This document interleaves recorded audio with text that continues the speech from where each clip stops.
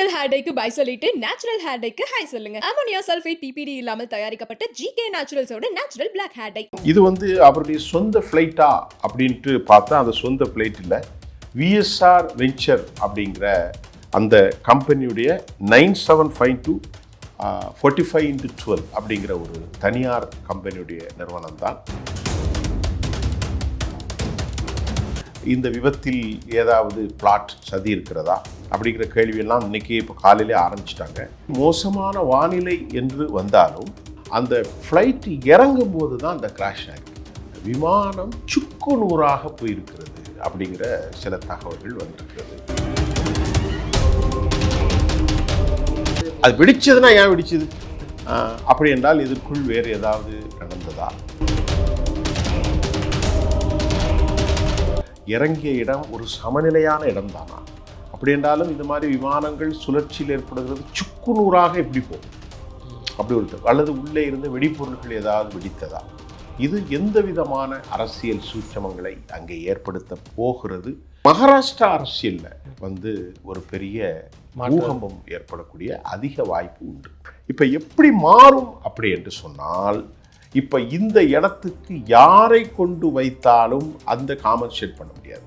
பாரதிய ஜனதா ஒரு வலுவையான கட்சியாக உருவாகுவதற்கு அதிக வாய்ப்பு மகாராஷ்டிராவில் இருக்கு.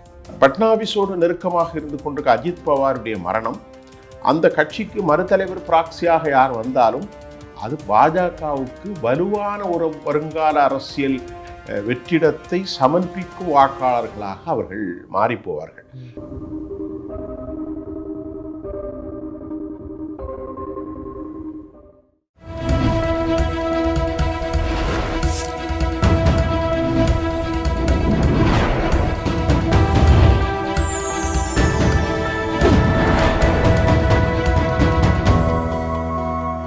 சேனல் 5 தமிழ் நேயர்களுக்கு வணக்கம். இன்றைய நேரத்தில் நம்மோடு பேச இருப்பது அரசியல் விமர்சகர் சுஃபியான் அவர்கள். சார் வணக்கம். சார் வணக்கம். சார், மகாராஷ்டிராவில் துணை முதல்வர் விமான விபத்தை எப்படி பார்க்குறீங்க? அங்கே உள்ள அரசியல் கள நிலவரம் எப்படி போயிட்டு இருக்கு? ஏன்னா இது பல்வேறு கேள்விக்குரிய ஒரு விஷயமா மாற தொடங்குது. என்னை பொறுத்த வரைக்கும் அது அப்படி தான் போய்கிட்டு இருக்கு. இதை எப்படி பார்க்குறீங்க? அஜித் பவார் அவங்க சித்தப்பா சரத் பவார் உடைய அண்ணன் பையன் தான் அஜித் பவார். சரத்பவார் ஒரு பெரிய நீண்ட அனுபவம் கொண்டவர். முதலாக தனது 39வது வயதில் எம்பி ஆனார்.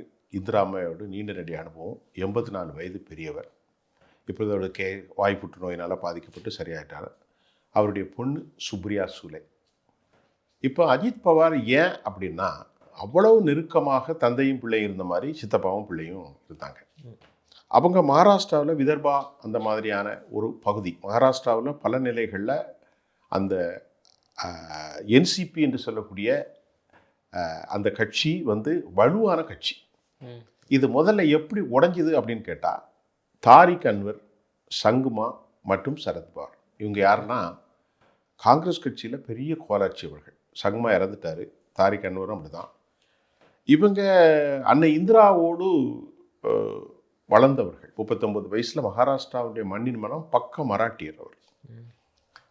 அதற்கு பிறகு சோனியா காந்தி இந்தியாவின் ஒரு இத்தலி பெண் வருவதா அப்படிங்கிற பலவிதமான descent voice among the parties. அப்போது சரத்பவார் முதலாக காங்கிரஸை விட்டு விலகுகிறார், சங்குமா விலகுகிறார், தாரிக் அன்வரும் சேர்ந்துதான் என்சிபியை உருவாக்கப்படுகிறது.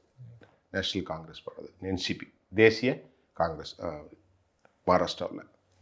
அவங்க ஒரு நல்ல ரோல் பண்ணாங்க. ரோல்னால் மிக பிரமாதமான ஒரு பகுதியில், மகாராஷ்டிராவில் மிக பிரச்சனைகள். அந்த பகுதியில் இவருக்கு வாய்ப்பு இருக்கிற பகுதியில் சர்க்கரை தொழில்கள் நிறைய உண்டு, சர்க்கரை ஆலைகள். அந்த தொழிலாளர்களை மையப்படுத்தி இவர் மீது ஒரு பெரிய அளவில் தான். இவருக்கு இரத்தமும் சதையுமாக இருந்தவர் தான் அஜித் பவார். அவருடைய மகன் தானே, அண்ணன் பையன், சித்தப்பா பையன், சித்தப்பா தானே அவர்.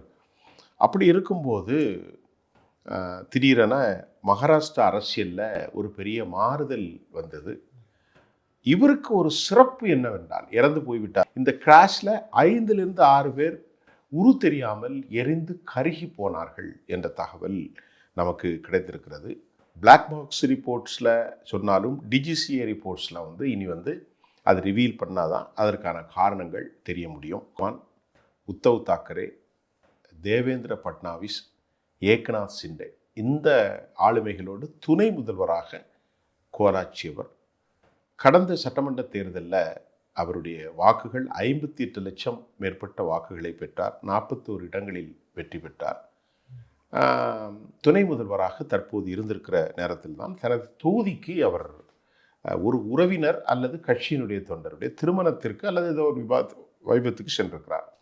இந்த கிராஷில் 5லிருந்து 6 பேர் உரு தெரியாமல் எரிந்து கருகி போனார்கள் என்ற தகவல் நமக்கு கிடைத்திருக்கிறது. பிளாக் பாக்ஸ் ரிப்போர்ட்ஸில் சொன்னாலும் டிஜிசிஏ ரிப்போர்ட்ஸில் இனி அது ரிவீல் பண்ணாதான் அதற்கான காரணங்கள் தெரிய முடியும். இப்போ இது அவருடைய சொந்த ஃப்ளைட்டா அப்படின்ட்டு பார்த்தா அந்த சொந்த ஃப்ளைட் இல்லை. விஎஸ்ஆர் வெஞ்சர் அப்படிங்கிற அந்த கம்பெனியுடைய 9752 45x12 அப்படிங்கிற ஒரு தனியார் கம்பெனியுடைய நிறுவனம் தான். அவர் வாடகைக்கு எடுத்து சென்றபோது தான் இந்த துரதிர்ஷ்டமான சம்பவம் நடந்திருக்கிறது. உடனடியாக இந்திய பிரதமர் நரேந்திர தாமோதரதாஸ் மோடி அவர்கள் பட்னாவிஸ்க்கு உடனடியாக ஃபோனை செய்து தனது ஆழமான கவலையை அவர் பதிவு செய்திருக்கிறார். இன்றைக்கு அரசு விழாக்கள் அனைத்தும் மகாராஷ்டிராவில் ரத்து செய்யப்பட்டிருக்கிறது. இது அவருடைய மரணத்திற்கு ஒரு பெரிய ஒரு தலைவர் தான் அவர். இதுதான் இந்த விஷயம். இதை தாண்டி பல விஷயங்களை இனி வரும். அது இந்த விபத்தில் ஏதாவது பிளாட் சதி இருக்கிறதா அப்படிங்கிற கேள்வியெல்லாம் இன்றைக்கி இப்போ காலையிலே ஆரம்பிச்சிட்டாங்க. முதல் கட்ட விசாரணையில் மோசமான வானிலை என்று வந்தாலும் அந்த ஃப்ளைட் இறங்கும் போது தான் அந்த கிராஷ் ஆயிருக்கு. ஒரு அண்மையில் இந்த மோசமான வானிலை ஒன்று நடந்தது, அசர்பைஜானில் நடந்தது. அதற்கான சாத்தியம் உண்டு. இப்ராஹிம் ரைசி என்று சொல்லக்கூடிய ஈரானுடைய வைஸ் பிரசிடென்ட் பனிச்சுழல்கள்லாம் ஏற்பட இதை சாப்பர் தான், இதே மாதிரி தான், இதை அது மாதிரி ஒரு தான் சாப்பர் தான். பெரிய ஃப்ளைட்டில் போக மாட்டாங்களே, 6 பேர் 5 பேர் போகிறதுனா இதில் தான் போவாங்க. அதில் பனிப்புயல்கள் இப்போ இவர் இறந்தார், நம்ம ராஜசேகர் ரெட்டி மலையின் மீது மோதி. ஸோ அந்த மாதிரி சில சம்பவங்கள் உண்டு. ஆனால் முதல் கட்டமாக இவர் இறங்கும் போது தான் விமானம் சுக்கு நூறாக போயிருக்கிறது அப்படிங்கிற சில தகவல்கள் வந்திருக்கிறது. கீழே விழுந்து 5 முறை டமார் டமார்னு வெடித்ததாகவும் சொல்லி ஒரு தகவல் வந்து. ஆமாம், அதுதான். கீழே விழுந்துட்டாலே சுக்கு நூறு ஆயிரும். 100 சுக்கு நூறு ஆயிடுச்சு. விமானம் விழுந்த ஸ்பாட்டுக்கு வெடிச்சதுன்னா ஓகே, வெடிச்சது. அது வெடிச்சதுன்னா ஏன் வெடிச்சது? இப்போ நீங்கள் சொன்ன பாயிண்ட்லேயே ஒன்று இருக்குது, உள்ள வெடித்ததுன்னு இன்னும் ரிப்போர்ட் வரும்போது நம்ம பேசலாம். அப்படி என்றால் இதற்குள் வேறு ஏதாவது நடந்ததா அப்படிங்கிற விசாரணைலாம் கண்டிப்பாக அரசாங்கம் எடுப்பாங்க. ஏன்னா அவர் ரொம்ப முக்கியமான ஒரு ஆள். அவர் கூட போனவர் போர்ட்போலியோலேருந்து யாரும் போகலை. கட்சியில் உள்ள முக்கியமான ஆள்கள் அஃபீஷியல்ஸ் போயிருக்கிறாங்க. ஏன்னா வைஸ் பிரசிடென்ட் துணை முதல்வர் பார்த்தீங்களா, அவர் கண்டிப்பாக போயிருக்கணும். இதனுடைய பிளாட் என்ன, இதற்கு பின்னாடி கான்ஸ்பிரசி தியரி எதுவும் இருக்கிறதா, இறங்கிய இடம் ஒரு சமநிலையான இடம் தானா, அப்படி என்றாலும் இந்த மாதிரி விமானங்கள் சுழற்சியில் ஏற்படுகிறது சுக்கு நூறாக எப்படி போகும் அப்படி ஒரு, அல்லது உள்ளே இருந்த வெடிப்பொருள்கள் ஏதாவது வெடித்ததா, இப்படி நிறைய கேள்விகள் வைப்பாங்க. ஏன்னா அவர் சாதாரணமான ஒரு ஆள் இல்லையே, அரசியல் இதில் ஒரு தவிர்க்க முடியாத ஒரு ஆள் கூட, இன்எவிட்டபிள் ஃபோர்ஸ், ஒரு தவிர்க்க முடியாத ஒரு மனிதன், த மேன் ஆஃப் கரிஸ்மா, முக்கியமான ஆளும் கூட அவர். ஆனால் இந்த விமான விபத்து குறித்த speculation, lot of the speculation is going on. We can't predict exactly. Today and tomorrow something will happen. நாளை அல்லது நாளை மறுநாள் வரக்கூடிய காலங்களில் இது கண்டிப்பாக என்ன நடந்துச்சு, இதுக்கு பின்னாடி what kind of the conspiracy was being made, who was involved, அப்படி இருக்கலாம். இல்லை, இயற்கையாகவே அந்த விமான கம்பெனி விஎஸ்ஆர், நான் இப்பொழுது சொன்னக்கூடிய அந்த விஎஸ்ஆர் வெஞ்சர் ப்ரைவேட் லிமிடெட், இந்த கம்பெனி ஃபாரன்சிக் லெபரட்டரிஸில் போவாங்க. அதுக்கப்புறம் அதுக்கான முடிவுகள் வரும். என்ன முடிவுகள் வந்தாலும் அரசியலிலிருந்து இனி அவருடைய பெயர் மறைந்து போகிறது. இது எந்த விதமான அரசியல் சூட்சமங்களை அங்கே ஏற்படுத்த போகிறது என்கின்ற பிரச்சனைகளில் தான் இனி தலைவர்கள் தங்களுடைய கவனத்தை செலுத்துவார்களே அல்லாமல், இன்று மாலை வரை அவருடைய அந்த அந்த பரியல் அது விஷயமான சடங்குகள் நடக்கும். ஒருவேளை நாளைக்கு இருக்கலாம். அதுக்கு பின்பு மகாராஷ்டிரா அரசியலில் ஒரு பெரிய பூகம்பம் ஏற்படக்கூடிய அதிக வாய்ப்பு உண்டு. ஏன் சார், தேர்தல் முடிஞ்சு அவங்க நல்லா தான் சர்வே பண்ணிட்டு இருக்காங்க, பாஜக கூட்டணி அலையன்ஸில் வச்சு அவங்க துணை முதல்வருமாக போய்கிட்டு இருக்கு. இதில் என்ன வேற என்ன இவரால அடுத்த தலைவர் அவங்க கட்சிக்குள்ளே போடுவாங்க, அதை தாண்டி என்ன வரப்போகுது? இதில் ஒரு மிக முக்கியமான விஷயம் அப்படின்னா, சரத்பவார் 3 ரோல்கள் அங்கே இருந்தது. பாரதிய ஜனதா உத்தவ் தாக்கரேயிடம் மோடி இருக்கிற போது பாஜக 41 இடங்களில் 105 இடங்களில் வெற்றி பெற்றார்கள். அதற்கு பிறகு தேவேந்திர பட்னாவிஸ் வருவதற்கு முன்பு ஏக்நாத் ஷிண்டே கட்சியை உடைத்து கொண்டு வந்தார். 54 இடங்களில் ஏதோ வெற்றி பெற்றார். சரத்பவார் இவர் வந்து அஜித் பவார் வந்து சரத்பவாரிடம் முரண்பட்டு வெளியே வந்துட்டார். வந்து தான் அலைன்ஸ் வச்சிருந்தார். ஆனாலும் அவர் சரத்பவார் அளவிற்கு இவர் அவரை போட்டியில் வெல்வாரா என்று சொல்லும்போது ஒரு நல்ல ரோல் பண்ணிட்டார். எப்போ ஏன்னா மக்கள் அப்போ அந்த அளவிற்கு அந்த கட்சி அவர் இயக்கியிருக்கிறார். அப்படிதான் நமக்கு புரிய முடியுது. சித்தப்பா தான் அரசியல் ஆசனம். சித்தப்பாவுடைய கைப்பிடிச்சு தான் நடந்தார் அண்ணன் பையன். ஆனால் சித்தப்பாவே ஓவர் இது பண்ணி வந்து இந்த முறை 238 இடங்களில் வெற்றி பெற்றுவதற்கு மூல காரணமாக என்சிபி இருந்தது. ஏக்நாத் ஷிண்டே இருந்தாரோ இல்லையோ என்சிபி இருந்தது. அதில் அஜித் பவார் இருந்தார். அதில் அவர் 41 இடங்களில் அவர் வெற்றி பெற்றார். 132 இடங்களில் இவர் ஏதாவது பாரதிய ஜனதா அபார வெற்றி பெற்றது.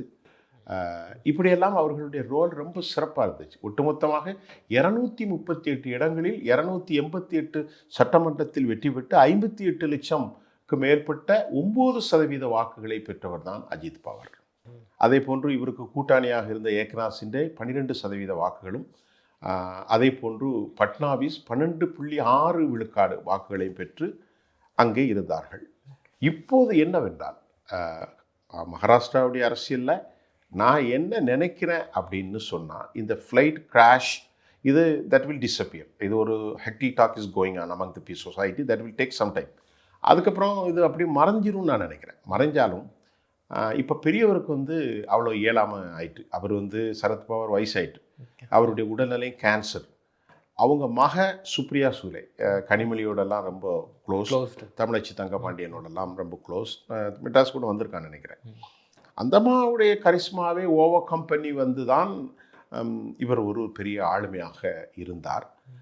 இவருக்கும் பாரதிய ஜனதா தலைமைக்கும் பெரிய முரண்கள் ஒன்றும் இல்லை பெரிய அளவில். ஏக்நாத் ஷிண்டேயோட முரண்கள் இருந்தது. ஏக்நாத் ஷிண்டே முதலமைச்சரை விட்டு இறக்கிவிட்டு பட்னாவிஸை கொண்டது இடத்துல அமர்த்தினார்கள். அவர்களுக்குள் போனது. ஏக்நாத் ஷிண்டேயும் கிட்டத்தட்ட 51-52 சீட்டை வைத்திருந்தார். இவர் 40-100 சீட்டு இவங்க வச்சுருந்தாங்க. அவங்க 132. ஆக மொத்தத்தில் 238 இடங்களை கைப்பற்றினாங்க. இப்போ நடந்த லோக்கல் பாடி எலெக்ஷன்லேயும் ஒரு பெரிய ரோல் பண்ணாங்க. ரொம்ப சிறப்பாக. அதனுடைய தரவுகள் என்கிட்ட இல்லை, இருந்தாலும் நல்ல ரோல் பண்ணாங்க. பாஜகவும் சரி, என்சிபி அஜித் பவாரும் சரி, ஷிண்டேயும் சரி, ரொம்ப நல்லா பண்ணியிருந்தாங்க. இப்போ எப்படி மாறும் அப்படி என்று சொன்னால், இப்போ இந்த இடத்துக்கு யாரை கொண்டு வைத்தாலும் அந்த காம்பன்சேட் பண்ண முடியாது. இந்த சிமிலாரிட்டிஸ் அப்படின்னு சொல்லுமாறு ஒருமித்த குரல். ஒரு தலைவன் இறந்து போய் விட்டாங்க. இப்போ நீங்கள் அதிமுக அது இல்லை பாஜகவாக மாறதுக்கான வாய்ப்பு இருக்குல்ல. இப்போ இது என்ன நான் சொல்லி பார்க்குறேன்னா, பாரதிய ஜனதா ஒரு வலுவையான கட்சியாக உருவாக்குவதற்கு அதிக வாய்ப்பு மகாராஷ்டிராவில் இருக்கு. இது பெரிய ஒரு அவங்களுக்கு ஒரு இறப்பு வந்து இயற்கையாக நடந்தது. பாஜகவுக்காக ஒரு பெரிய பிளாட்ஃபார்ம் அங்கே உருவாகிறதா நான் அவதானிக்கிறேன். ஏன்னு கேட்டிங்கன்னா, சரத்பவாரோடு ஒரு செப்பரேட்டாக பிரிஞ்சு போயிட்டாங்க. காங்கிரஸும் உத்தவ் தாக்கரேயும் இவங்கள்லாம் பெருசாக ஒன்றும் இல்லை. காங்கிரஸ் பிரிதிவி சிங் சவுகான் போன்ற தலைவர்கள் இருந்தாலும் கூட காங்கிரஸில் ஒரு பெரிய அளவில் இல்லை. உத்தவ் தாக்கரேவுடைய மகன் ஆதித்யா தாக்கரே இருக்கிறார். சுப்ரியா சூலேயும் இல்லை, அவருக்கும் வயசாயிட்டு. இப்போ அந்த இடத்துல ப்ராக்சியாக இருந்து கட்சியை வழிநடத்தினார். பட்னாவிஸோடு நெருக்கமாக இருந்து கொண்டிருக்க அஜித் பவாருடைய மரணம், அந்த கட்சிக்கு மறுதலைவர் ப்ராக்சியாக யார் வந்தாலும் அது பாஜகவுக்கு வலுவான ஒரு வருங்கால அரசியல் வெற்றிடத்தை சமர்ப்பிக்கும் வாக்காளர்களாக அவர்கள் மாறிப்போவார்கள். உத்தரப்பிரதேசத்தில் எப்படி பாஜக வலுவாக இருக்கிறதோ, பீகாரிலும் கூட வலுவாக வந்துவிட்டது. அதே போன்று மத்திய பிரதேசத்திலும் அவர்கள் வலுவாகத்தான் இருக்கிறார்கள். ராஜஸ்தானிலும் கர்நாடகாவிலும் இருப்பதை போன்று மகாராஷ்டிராவிலும் ஒரு மோனோபோலி அரசியலின் தலைமையாக பாஜக வருவதற்கு இந்த இடம் ஸ்பேஸ் இருக்கிறதாக முதல் கட்டமாக நான் உங்களுக்கு வைக்கிறேன். ஏன்னா தேசிய அரசியலில் நிறைய ஐ ஹவ் பின் கண்டினியூஸ்லி வாட்சிங். ஏன்னா அந்த இடத்துக்கு ஒரு தலைவன் இல்லைன்னு தான் சொல்லி முடிஞ்சுப்பார். இப்போ அதிமுகவை பொறுத்தவரை கம்பெடுத்தவரெல்லாம் வேட்டக்காரர்களாக மாறக்கூடிய காரணம் என்ன? அம்மையார் இருந்தாங்க, அவங்க பார்வையிலே எல்லாம் இருந்தது. அந்த இடத்துல ஒரு வலிமையான தலைவர் இல்லாததுனால இன்னைக்கு அந்த கட்சி வந்து துண்டு துண்டாக போயிட்டு. இப்போ இருந்தாலும் நீ ஒரு 5%, 2%, 3% மாறி நீங்கள் அதே தான் நீங்கள் கம்பேர் பண்ணணும். That format can be applied all sector of Indian politics. We wouldn't have any differ. நான் அதில் டிஃப்ரெண்ட் படலை. இந்த மரணம் செய்து இயற்கையாக நடந்தது. அதில் வேறு விதமான மிஸ்டேக் இருக்கிறனா அது வந்து ஃபாரன்சிக் லேபில் வெளியாகும். இட்ஸ் அப்பார்ட் ஃப்ரம் தேர் பொலிட்டிக்கலாக பிஜேபிக்கு ஒரு குட் ஸ்பேஸ் இன் மகாராஷ்டிரா. வருங்காலத்தில் பெரிய அளவில் அவங்க வருவாங்க. இப்போ உத்தவ் தாக்கரே பொறுத்தவரை இனி பிஜேபியோடு இணைய முடியாது. இந்தியா கூட்டணி எங்கே இருக்குங்கிற கேள்வி ஒன்று இருக்குது. இந்தியா கூட்டணி இல்லை, உடைஞ்சி போச்சு. இப்போ தமிழ்நாட்டிலே அப்படித்தானே அவங்க போயிட்டுருக்குறாங்க. அதனால் இது ஒரு இந்துத்துவ மாநிலமாக மகாராஷ்டிரா மீண்டும் ஒரு இந்து தேசியவாதத்திற்கு ஒரு பிளாட்ஃபார்மாக பிஜேபிக்கு உருவாகி வெற்றி பெறுவதற்கு அதிக ஸ்கோப்பு பிஜேபிக்கு இருக்கிறதாக எனது பார்வை. ஒரு அரசியல் பிரச்சாரம் அதை தான் பார்க்க. Okay okay. இறுதியான ஒரு கேள்வி சார். தொடர்ந்து தலைவர்களது விமானம் வந்து குறிப்பாக இந்தியாவிலே நம்ம பார்த்துருப்போம், தொடர்ச்சியாக நடக்குது. முப்படை தளபதி பிபின் ராவத்தாக இருக்கட்டும், அதுக்கப்புறம் அடுத்தபடியாக அந்த முதல்வர், துணை முதல்வர், இப்படிலாம் நடந்துட்டு தான் இருக்குது. இதில் வந்து இதுக்கு ஒரு முற்றுப்புள்ளியே இருக்காதா சார்? இது வந்து நேச்சர் தானா? அப்போ இது எப்படி பார்க்குறது? ஏன்னா இதை ஒரு லிஸ்ட்டே பட்டியலிட்டே போட்டிருக்காங்க. இன்றைக்கி நியூஸில் வந்துருக்கு, இத்தனை அந்த வருடத்தில் இவர், அந்த வருடத்தில் இவர், அரசியல் தலைகள்னு போட்டுலாம் வருது. இதுக்கு மாற்று கருத்தே இல்லையா? இல்லை, நீங்கள் கேட்குறது ஒரு மனிதநேயத்தான ஒரு கேள்வி நீங்கள் கேட்குறீங்க. நீங்கள் கேட்குறேன் அப்படி தான் பார்க்க. இல்லை, ஒரு தலைவருக்கு எந்த மாதிரியான ஸ்டடி ஒரு இது பண்ணுறது ஒரு அரசின் கடமை. இந்த விமானத்தில் போங்க, நீ இதுதான் யூஸ் பண்ணு, வேறு வழி இல்லைன்னு ஒரு கேள்விக்குறி வருது. இல்லை, அசால்ட்டாக வந்து இதை கடந்து போக முடியும். நீங்கள் சொல்கிறது ரொம்ப 100க்கு 100 கரெக்ட் பிரதர். எப்படின்னு சொன்னீங்கன்னா, ஒரு மக்கள் தலைவராக இப்போ தமிழ்நாட்டில் இருக்கிறாங்கன்னா சிஎம் எதில் போகணும், ஏத்தாப்புல இருக்கக்கூடிய அவங்க எப்படி போகணும், பிரதான எதிர்கட்சிகள் எப்படி போகணும். ஏன்னா இது பெரிய கேள்விக்குறிக்கு வழிவகுக்காமல் இருக்கும். ஒரு சந்தேகமா இருக்குல்ல, இது ஒரு நாளைக்கு இது விசாரணையில் என்ன தெரிஞ்சோ தெரியலையோ, உண்மை இதுதான் அது ஒன்று அரசியல் லீடிங்ல யார் இருக்காங்களோ அதான் சர்வசாதாரணமாக. நீங்கள் சொன்ன மாதிரி ரெகக்னைஸ்டு சாப்பர் கம்பெனியாக இருக்கணும். அதாவது அரசால் முத்திரை குத்தப்பட்ட சாப்பர் கம்பெனி, அதாவது ஹெலிகாப்டர் நிறுவனமாக இருக்கணும், அல்லது துணை விமானம், குரூஸ், ஏதாவது வாட் எவர் மேபி. அது வந்து முழுமையாக அரசு, அதில் யார் போனாலும் சரி, ஒரு மத்திய போர்ட்போலியோலேருந்து யாரும் போகலாம். ஏன் திருப்பி கேட்டால் பிரதமர் அவர்களே போகக்கூடிய அளவிற்கு ஒரு வலிமையான பாதுகாப்புடைய இதாக இருக்கணும், அரசாங்கத்தினுடைய முழுசாக இருக்கும். ஆனால் நம்ம தட் ஷுட் பி, அது எப்படி இருக்க வேண்டும். இன்றைக்கி துணை முதல்வர் இறந்து போயிருக்கிறார், சாதாரண விஷயங்கள். நீங்கள் கேட்ட கேள்வி அதுதான்.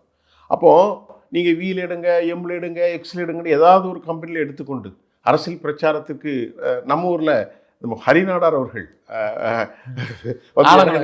ராக்கெட், ஆமாம் நம்ம ஊர் தான் அது.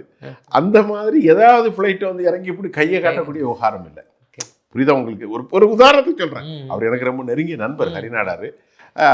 ஒரு விஷயத்துக்காக சொல்கிறேன்.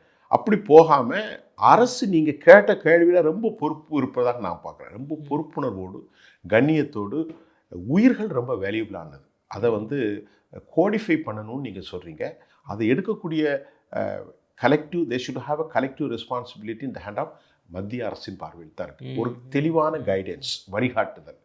இந்த மாதிரி நிறுவனங்கள் அவங்களுடைய பிரான்ச்சஸ் இருக்கும். மும்பையில் இருக்கும், ஒரு ரெகக்னைஸ் கொடுக்குறோன்னா சென்னையில் இருக்கிறாங்க, மும்பையில் இருக்கிறாங்க, பெங்களூரில் இருக்காங்க, நாக்பூரில் இருக்கிறாங்க, புனேயில் இருக்கிறாங்க, கொல்கத்தாவில் இருக்கிறாங்க, டெல்லியில். இப்படி இருந்துச்சுன்னா ஒரு பெரிய நிறுவனம், அவங்க பாதுகாப்பு, செயல்பாட்டு தன்மை, கிளவுட்ஸ் எப்படி இருக்குது, இது எல்லாம் அவங்க வழங்கி அதன் அட்வைஸில் செய்யும்போது சேஃப் அண்ட் செக்யூராக இருக்கும்.